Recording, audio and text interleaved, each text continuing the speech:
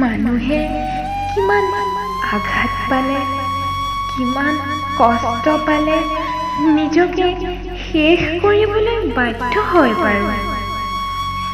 জানো মই আত্মহত্যা এটা মহাপাপ, কিন্তু সেই আঘাতৰ গৰাকীক জীয়াই থাকোঁতে কোনেও মানুহৰ মৰ্যাদাই নিদিলে।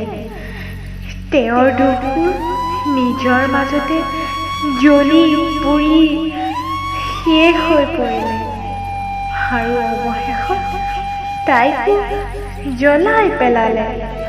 ভাগৰি পৰিছিল কেতিয়াবা তাই আপোনবোৰৰ লগত আৰু কেতিয়াবা নিজৰ লগত।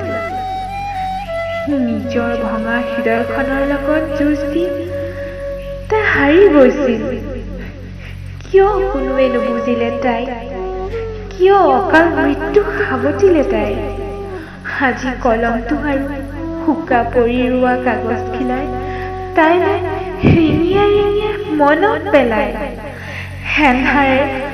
হেন্ধাৰে আৱৰা পৃথিৱীখনৰ তলত উচপি উচপি কয়, তুমি নাহিবানে দুলাই? মোক নিদিবানে কাহানিও নীলা ৰঙেৰে বোলাই?